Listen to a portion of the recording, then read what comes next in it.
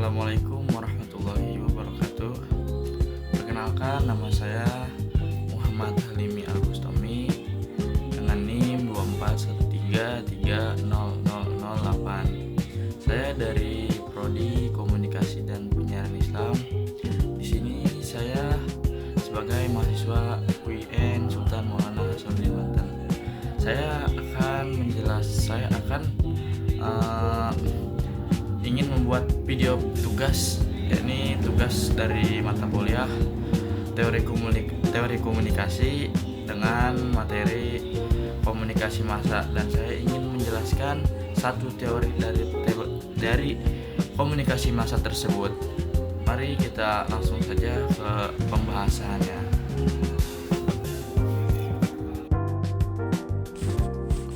Sebelum kita menjelaskan ke teori kultivasi, mari kita kenali dulu komunikasi massa. Komunikasi massa adalah proses penyampaian pesan, informasi, atau hiburan dari suatu sumber atau komunikator kepada khalayak luas melalui media massa seperti televisi, radio, surat kabar, majalah, film, dan internet.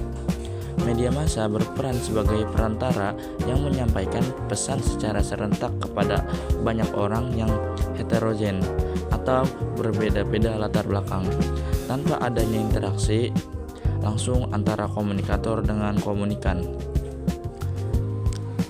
Teori kultivasi. Teori kultivasi adalah teori sosial yang meneliti efek jangka panjang dari televisi pada khalayak. Teori ini merupakan salah satu teori komunikasi massa dikembangkan oleh George Gardner dan Larry Gross dari University of Pennsylvania. Teori kultivasi ini berasal dari beberapa proyek penelitian skala besar berjudul Indikator Budaya. Tujuan dari proyek indikator ini adalah untuk mengidentifikasi efek televisi pada pemirsa. Gardner dan Stephen Mirirai pada tahun 1976 mengemukakan bahwa televisi sebagai media komunikasi massa telah dibentuk sebagai simbolisasi lingkungan umum atas beragam masyarakat yang diikat menjadi satu, bersosialisasi dan berperilaku. Menurut teori kultivasi ini, televisi menjadi media atau alat utama di mana para penonton televisi belajar tentang masyarakat dan kultur di lingkungannya. Dengan kata lain, persepsi apa yang terbangun di benak pemirsa tentang masyarakat dan budaya sangat ditentukan oleh televisi. Ini artinya, melalui kontak pemirsa dengan televisi, mereka belajar tentang dunia, orang-orangnya, nilai sosial, serta adat dan tradisinya.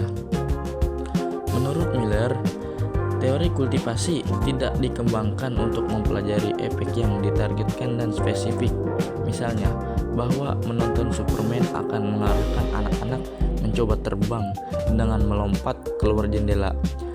Nah, melainkan dalam hal akumulasi dan dampak televisi secara menyeluruh, yaitu bagaimana masyarakat melihat dunia di mana mereka hidup.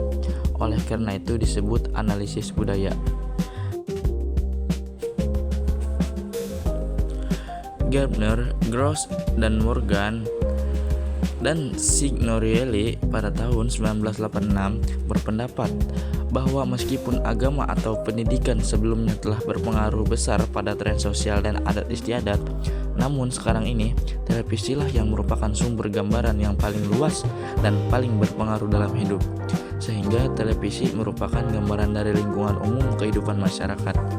Teori kultivasi dalam bentuk yang paling dasar menunjukkan paparan bahwa sesungguhnya televisi dari waktu ke waktu secara halus memupuk persepsi pemirsa tentang kehidupan realitas. Teori ini dapat memiliki dampak pada pemirsa TV, dan dampak tersebut akan berdampak pula pada seluruh budaya kita.